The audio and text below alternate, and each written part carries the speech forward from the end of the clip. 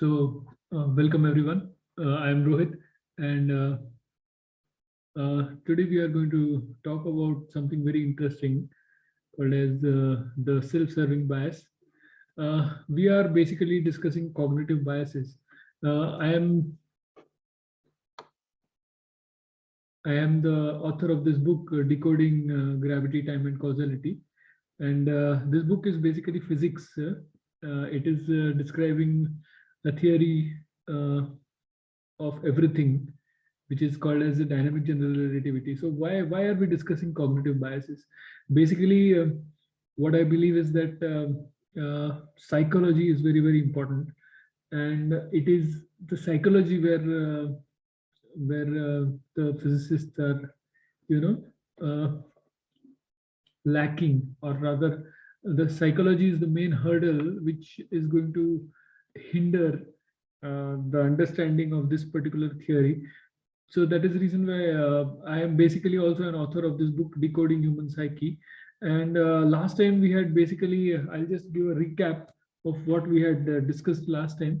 So last time we discussed what is a belief, and what is a fact and a pseudo fact, and what is the differentiation between belief and fact and pseudo fact. And we also saw that a belief is basically a currency, and also that the thinking process involves, the scientific method involves the formation of belief. Then we went to congruence bias, confirmation bias. Congruence bias is basically when, if you are a string theorist and you are basically you have a belief basically that string theory is the right theory, so all the other theories like loop quantum gravity are wrong. So if you keep on writing papers only on string theory, then you are basically looking at the data which is pointing towards string theory. So you are basically neglecting or not looking out for the data which is basically trying to prove other theories right, which means that you are basically into a rabbit hole, and you are thinking you are having a wall of beliefs, and you don't want to get out of those walls. So you are basically having extreme congruence bias. So what is confirmation bias is if you are deriving pleasure only by reading the theories which confirm with all your prejudices, then that is a confirmation bias. So you want to just confirm your theories, your prejudices. If you feel unhappy or anxious when you are reading something other than what your preconceived beliefs are, then that is confirmation bias.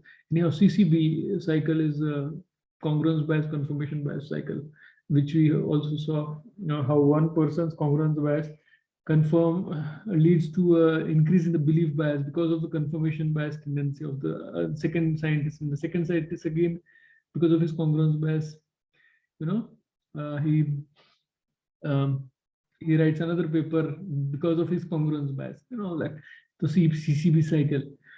Then we talked about the subconscious mind and the Kahneman systems, system 1 and system 2.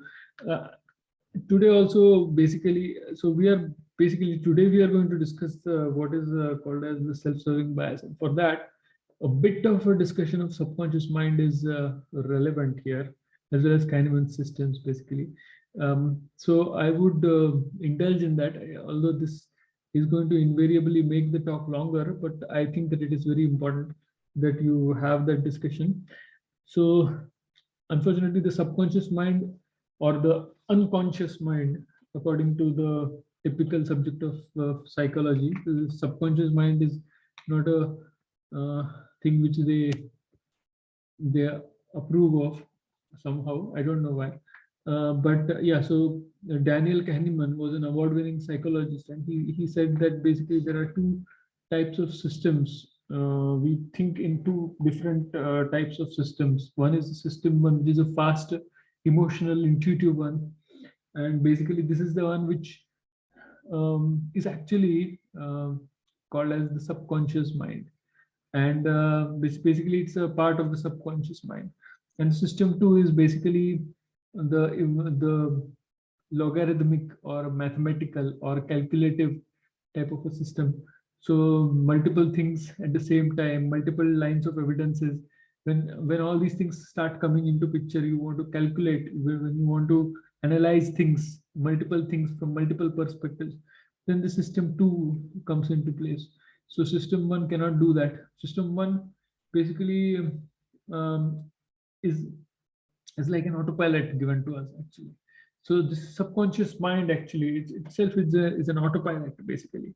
So it is meant for us to, the subconscious mind makes subconscious maps or maps of beliefs basically. So this pizza is good, or this house is very cozy, or the jungle is bad, and all that.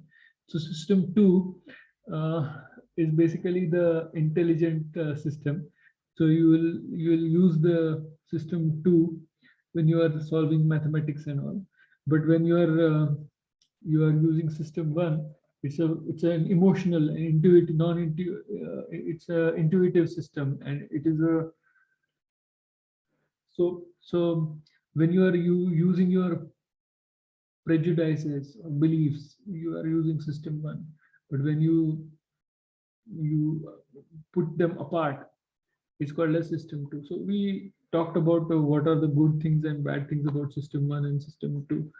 So system two has a lazy controller, so you have to get used to activation of system two. So if you are not, so system one is basically the default system. So whenever you have to basically have a different mindset to specifically activate system two. Unless that is happening, you are basically using system one. Okay, so so today actually, so this we had discussed all yesterday. It's last video itself, and this is just a recap, which is very important actually. So we also talked about the Dunning-Kruger effect, which is basically when the system two knows something, but basically you tend to overestimate one's own skills or knowledge. In that case, you feel that you have enough evidence, but you actually don't have enough evidence.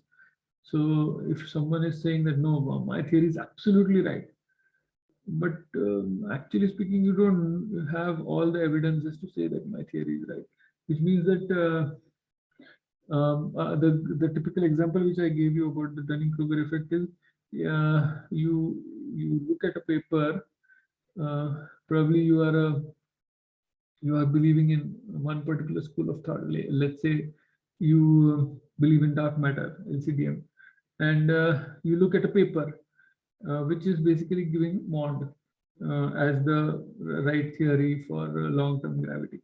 So you have a prejudice that no, MOND is wrong. I know that MOND is wrong.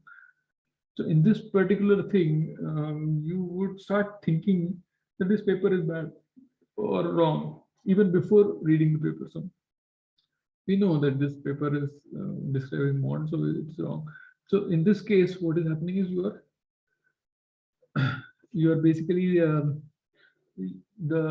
your subconscious mind is telling you that this paper is wrong, and I have enough evidence for it. But actually, the thing is that you have no idea what the paper is saying, which means that you are basically overestimating your knowledge about that paper.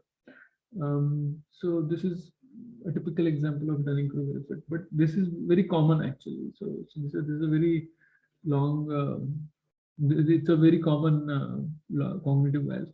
So okay, so we will start today's video now. Today, before I come to the topic which we are going to discuss, which is self-serving bias, which is a very, very important topic actually. I would try not to go deviate too much into psychology away from physics, but I will have to do that a bit here. So we have basically something called as a reward center and punishment center or anxiety center. So there are three types of reward centers basically. There are three types of happinesses which we have: short-term reward center, medium-term reward center and long-term reward center. So um, this subconscious mind is basically designed in such a manner that so we don't know what or how the subconscious mind works, but we have a working knowledge of the subconscious mind. It's like your mobile. When you have a mobile smartphone, you know how to ring your spouse or your kids or your boss. You also know how to watch Netflix or play a video game or watch a movie on that. So you know how to utilize that mobile, how to utilize social media and all. So you know how to use it, but you don't know the internal electrical circuitry and electronics and what exactly how the chip is and whatnot. So you don't know in detail about the workings of the mobile, but you know the working knowledge of mobile. So in that way, we don't know how the subconscious mind works, but we know certain parts of it pretty well. So yes, so the subconscious mind is basically it's like an autopilot of your car. So when you're driving a Tesla or any other self-driving car, you have a button. You click that button, and the car starts driving on its own. You don't have to. What the car is basically having is computer, and the computer keeps giving orders to the car how to drive, how to go forwards. So like that, there's a computer in our brain. It's called as the subconscious mind, which can basically give orders. Now here there is a slight difference actually, because um, the default mode is the autopilot mode. So subconscious mind is always active, and you have to specifically activate the conscious mind, the lazy controller. The conscious mind will say, okay, subconscious mind is capable of putting impulses or urges in our conscious mind, and the conscious mind is a bit lazy actually. So if you get an urge, there are two things. You can either say, okay, I want to go ahead with that urge, or I want to not go ahead with that urge. So this particular choice that this conscious mind can do, but often what it does is it assumes that this is an internal urge, or that I want to do that. So it's a biological urge, and so then the conscious mind chooses to continue with that same urge. So it continues with. So that is how the subconscious mind basically controls our conscious mind. And but you have a choice basically to not fall prey to the subconscious mind so consciously, but it is a basically a very laborious kind of a process. You have to keep thinking about it, and you have to. So anyhow, so the subconscious mind is basically um, like an instant gratification monkey. So it is basically designed for short-term gratification. So these three reward centers are there. So there are uh, various these things. Some of them are dopamine based, some of them are serotonin based. So this short term, when you are watching a movie, or when you are playing a video game, or you are playing some game, or when you are intimate with your partner, hug, or your kids, you are basically getting a short term reward center stimulation. The same thing with alcohol, or with smoking, or with drugs. So this is very short term. So you need to keep doing it more and more often to get the same result, and it is basically addictive. So this is basically dopamine based. But the direct contact, that is a hug and a kiss and all, they are basically not dopamine based. They are um, So there is something called as oxytocin. So they are oxytocin based direct contact. And there is something called as medium term reward center stimulation. This is basically when you get a job, or when you get you become an actor, or you get popularity, or you buy a car, or you buy a bungalow, you own a house. This is basically, so this medium term is also called as earth basically. So short term is called as karma, medium term is called as earth. So this is short term stimulation, but that can be taken away from you. So it's not a complete cure. So it often also leads to anxiety basically, because as soon as you take a new car, and after a few weeks the car becomes old, and your friend buys a new car which is much better than yours, so it leads to jealousy. So it is basically a medium term reward center stimulation, but it can get converted into anxiety again. So it's also one of the prime reasons of anxiety center stimulation. Basically, you have to understand. So this we'll come to the anxiety center stimulation. So this long-term reward center stimulation, or long-term contentment, it's called as, that is basically serotonin based. So what is it basically? When you it's also called as dharma. If when you are doing your duty properly, basically you are a doctor and you do a good operation, or when you are a teacher and your student does a good thing, so you have a very long-term contentment of that, and nobody can take it away from you. So that is the best part of that. So that is the reason why. So if you are being one with nature, you are watering the plants, you are so these are some duties of yours. When you are being a good mother, you are preparing food for your children, and you are taking care of them, or you are earning some bread for your family. These are all duties which you are performing. So this leads to long-term contentment, which is basically long-term reward center stimulation, which is called as dharma. Now there is something called as the punishment center or anxiety center.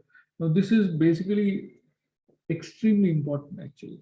One of the primary reasons of anxiety or fear or punishment center stimulation is basically fear of disease or fear of death, fear of but there are many other causes of fear, like jealousy, like you don't have enough money, or somebody else has more money, or somebody has a bigger car, and anger or irsha is jealousy, anger is krodh.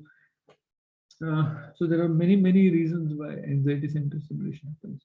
So when you don't have long-term contentment, you have constant anxiety center stimulation. That is when it's it's called as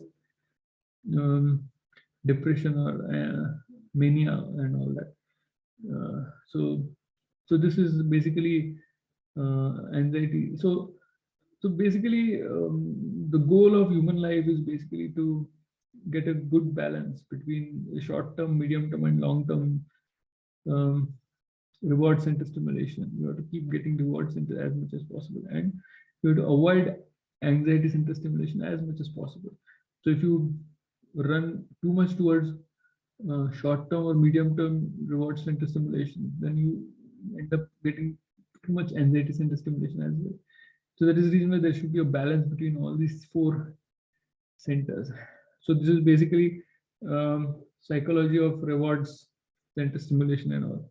Now, your subconscious mind, it doesn't understand anything. So it's an autopilot. So it will basically, if you give the complete control onto subconscious mind, then it will basically, it's like an instant gratification monkey. So it'll keep pushing you towards short-term gratification, and short-term gratification will actually not be very useful for long-term goals. So it's like you are giving your ship, the steering of your ship in monkey's hand. So you will go once and then on the right and then the left, and you will not go in a straight line. So the subconscious mind has to be controlled. Basically, you have to keep an eye on what urges you are saying yes to, and what urges you are suppressing. All the bad urges you have to suppress, and the good urges you have to uh, maintain. And there are some urges which are basically directed towards a long-term, medium-term gratification, like earth, but those may lead to excessive punishment center stimulation. Now, I don't want to go into too much detail of this. I can keep talking about these. This is a very, very big topic. But basically, what we are interested in today is the self-serving bias. The reason why all these things are a bit, at least a bit of a knowledge about all these things is important. Now, before I go into attribution biases, I want to make it clear to you people that cognitive biases are extremely common. So almost every one of you would have some bias or the other, sometime or the other.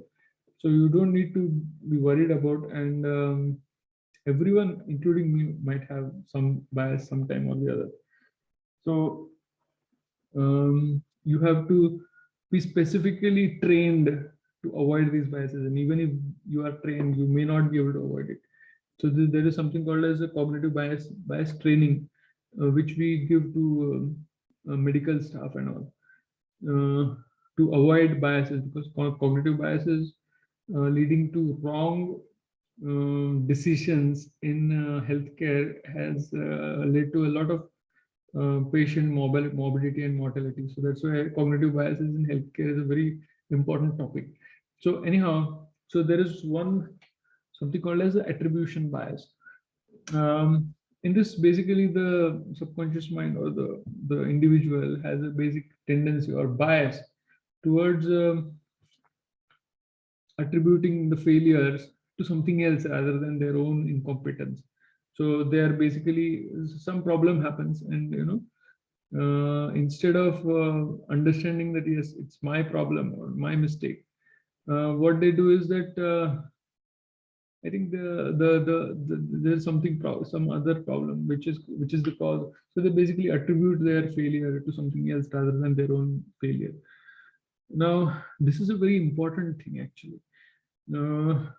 We are basically very small, inconsequential beings. So if we have very high rate of failure. Basically, our abilities are very limited.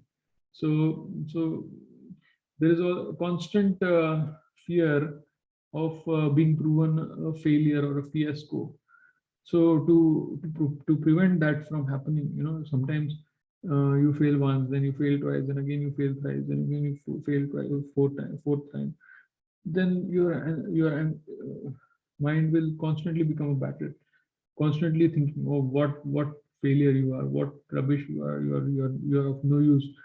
So your mind will basically become a seat of anxiety, and you won't be able to work. So this attribution bias is very important actually. This is probably it evolved to avoid this excessive anxiety. So this particular state of excessive anxiety is called as cognitive dissonance, basically. So you have constant anxiety in your brain, constant anxiety that yes, I'm not good, I'm not bad, I'm not able to do all these things. So to prevent that, this attribution bias developed. So this was one of the earlier cognitive biases which people understood. Now we don't want to go into detail of that. I'll just go in a short this thing. That let's say that you are a girl and have given a test for driving, and you fail in the test. So you, instead of attributing the failure to pass in the exam to your incompetence or your poor driving skills, basically you you have the option of attributing it to the racist behavior of that examiner. The examiner was a misogynist. He was basically, because I am female, that guy failed me.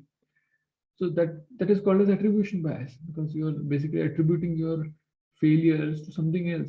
But if you are not accepting your failures, then what is happening is basically you are not going to improve. So the first thing to accept is that you're not good enough. Only then you will become better. But if you want to become better, the first thing is to accept what your mistakes are. But attribution bias prevents that from happening. So that is the reason that attribution bias, the existence of attribution bias, the identification of attribution bias is very important. So you have to keep an eye on yourself, whether I'm attributing my failures to my incompetence or not. Many a times in physics we keep giving this particular argument that our a failure to reach the theory of everything is basically because of high energies which are needed to prove the theory of everything, which could be attribution bias, because we don't maybe our incompetence is the reason why we have to basically make better theories of everything. Then you may be able to test them even with lesser energies as well. So our incompetence may be the key and not the other way around. Anyhow, so when research on attribution bias was taking place, what they realized is they did not understand initially why the volunteers are behaving like that. The volunteers of the psychology studies, they basically kept on attributing their failures to something else rather than their own incompetence, and they kept on doing that, but nobody understood why they are behaving like that. Several theories popped up, and then finally it was realized that basically they have something called as the self-serving bias, which means basically everyone has a self-esteem. So everyone has a tendency or a bias to maintain the self-esteem, because if this self-esteem is not maintained, then there is a risk of others thinking that I am a stupid guy, or I am no good, or I am a failure, or I am a fiasco, or I just don't know anything, or I am not knowledgeable enough, so I don't know, I'm stupid. Remember that being stupid or not knowing is not that bad a thing, isn't it? Because we know that we don't know everything. We just cannot know everything at all. We know that, because a doctor can know a lot of things about the profession, but for other, like, he may not be able to know about genes and genetics too much into detail. He may not be able to know too much into detail about the pharmaceutical industry, or for that matter, climate change, or for that matter, quantum mechanics or mathematics, complex algebra. So all these things he may not be able to know. So in a similar manner, the physicist may be knowing a lot about the physics part of it, but he may not be able to know all the theories. Maybe some theory he may not be able to, or he may not be knowing about biology or self-organizing systems or climate change. So basically, not knowing should not be ideally, you should not feel bad about it, basically, because nobody can be pan knowledgeable. So everybody may have some lacking or the other. So if I am, see, if you want to prove me stupid, it's very simple. You just choose something which I just don't know, and that's it. You can prove me stupid. So being stupid, or being proven stupid, or being proven wrong should not be that bad a thing, isn't it?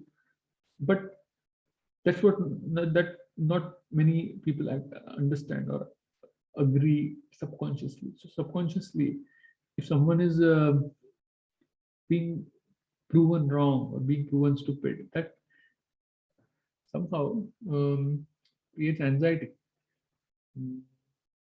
They that's a very common thing actually.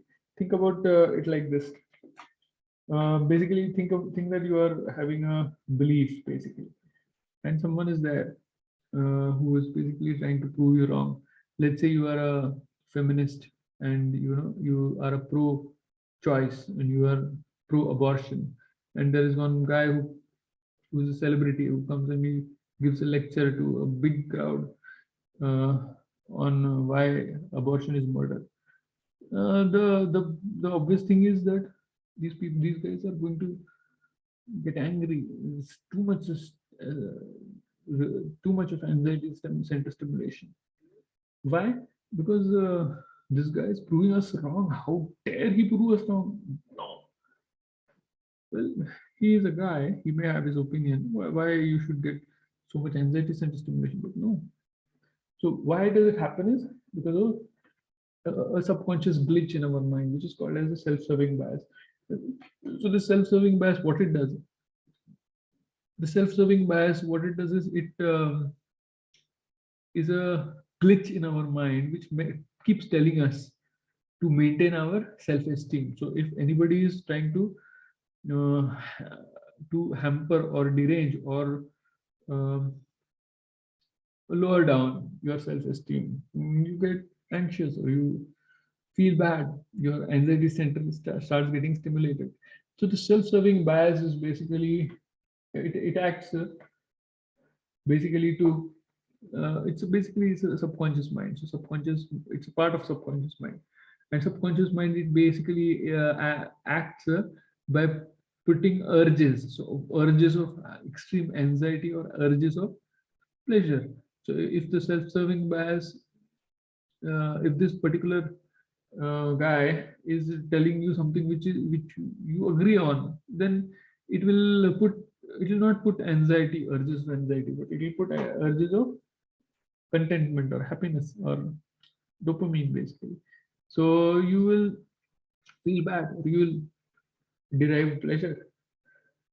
But if that same guy is telling you something which you don't agree upon, and you have, believe me, this any conscious individual will have a self-serving bias. So self-serving bias is it's also called in Indian literature, it's called as aham or ahankar. So it's a very common thing. Everyone has it. There's not a single conscious being who might not have self-serving bias. But self-serving bias is it all depends on how much self-serving bias you have. So if you have extremely high amount of self-serving bias, that's bad. If you have low self-serving bias, that is better. But some self-serving bias will definitely be there. Zero self-serving bias is not a reality basically. Very low self-serving bias people are there. It's called as altruism. That is they, but even that is a very rarity. Most of the people who are altruistic, they are basically deriving pleasure out of helping others. So it's basically for their own pleasure's sake. It's not for others, not only for others. Yes, they might do it for others, but basically when they are doing the altruistic work, they are getting pleasure out of it. So that is the reason why they are doing it. So ultimately it's basically for their own sake. Their own self-serving bias is acting, and so it's a very difficult thing to, this self-serving bias will be there with everyone. So there are some people who have a very high self-serving bias. So who are these people? Now, how to distinguish between a person, how whether he has a high self-serving bias or a low self-serving bias. A person with a high self-serving bias is called as a narcissist, or a person with self-love, or a person who loves himself so much that he keeps on manipulating others. his constant focus is on me, my. All the others, if you tend to refute him, if you tend to say no, you are wrong, he gets absolutely offended, because extreme amount of anxiety center is stimulated. Why? Because this self-serving bias is basically giving an urge for anxiety. He gets offended, and he keeps. So when you are watching a debate, you can understand whether a person has a high self-serving bias or a low self-serving bias. If there are two people with opposing views who are discussing, debating, and one person, he keeps interrupting the other person, doesn't let him speak, and gets offended and gets angry and gets, that is called as, that is basically because of a high self-serving bias. Low self-serving bias is basically equivalent to scientific humility or humbleness. Now, fortunately, in physics, physics itself or cosmology is a humbling field. So most of the people, they know that they are not completely aware, or they know that yes, they don't understand uh, quantum mechanics, or they don't understand, they don't have a theory of everything, or their theories are not that good. Yeah, there are some problems with string theory, I know. So this scientific humbleness is already there, fortunately. So most of the physicists, fortunately for us, are having a low self-serving bias. They don't have much of a high self-serving bias. But often it happens that, so this high self-serving bias is high for everything, every aspect of life. But that sometimes what happens is, for some individuals you have a higher sort of a because your subconscious is more irritable to one person than to the other. That may happen. So psychology is very complicated, and there is 1 plus 1 is never 2. So the same psychology you may not apply for one individual, and the other individual, the same psychology may suddenly appear. So that is the reason why you have to be aware of an individual who has a very high self-serving bias, and you keep away from that individual, because this guy basically won't understand. Because this self-serving bias, what it does is it stops the system too. That is, you just um, the intelligence or wise wisdom part of it. It just cuts it off, shuts it off. So when you are trying to argue with a person with a high self-serving bias, you know that the arguments are not going into his head, because he is not willing to have a look at the arguments, because the arguments are not reaching his brain, because he's not using his frontal lobe. He is basically using his emotions. So emotional is just system one. So he's using only system one. He's not ready to acknowledge that he doesn't know, and he may not know what you're talking about.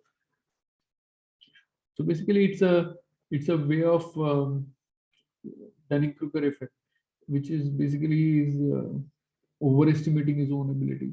So again, the same thing. Every one cognitive bias uh,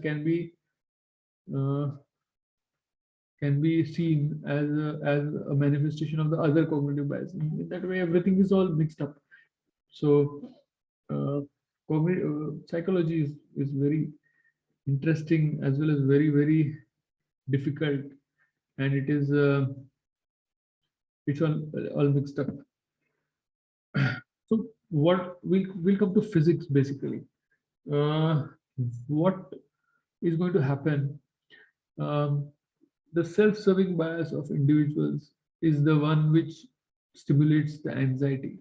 So if any person has a pre-existing belief or prejudice, let's say I have a pre-existing belief that, let's say, I believe that Einstein says that nothing can travel faster than speed of light. Rather, even information cannot travel faster than speed of light. So information has to causality has to happen at speed of light. It cannot happen faster than speed of light. That's the maximum speed which anybody can have. So this is a belief. Now, this is a belief, and someone is telling you that no, this is not right. My theory says that this is. So basically, this guy is telling you something which is basically crossing or hurting your feelings. Why? Because he's proving you wrong. How dare he prove me wrong? So this self-serving bias can suddenly pop up if it is high. So you have to constantly keep a low self-serving bias. You have to keep a constant awareness that yes, my preconceived notions may probably be just preconceived notions. Now, there are some beliefs which scientists have developed for some reason. So definitely there you cannot completely give up all the prejudices. The prejudices are there for a reason, but you have to be aware of what prejudices they are and what is the evidence for them. And there are some prejudices which are more likely to be true, and there are some prejudices which may or may not be true. So in a way, you have to, whenever you are reading, so when you are having a very high self-serving bias, you will basically have a more likelihood of um, confirmation bias. So you will keep confirming your belief, and you will keep having a slayer mindset, or you will not tolerate any other direction of thinking. But if you have a low self-serving bias, you have a scientific humility. You know that yes, we are not knowing everything. So what reality could be something much different than what our preconceived notions are. So in that case, if the self-serving bias is low, then definitely you will be more acceptable or receptible to other different thoughts or different lines of thinking, which is an absolutely essential thing to accept a new, a different way of thinking, which is done in DGR. So for absolutely new thinking, uh, you know, a new theory like dynamic general relativity, you need to have scientific humility and a low self-serving bias. If you have a very high self-serving bias, then uh, you cannot understand the theory well. So thank you very much for your listening, and I think that there are quite a few other videos which I am going to keep making. So including some videos on psychology and some videos based on the theory itself. So I recommend that you subscribe and also share this as much as possible. Thank you very much. Thank you for your attention.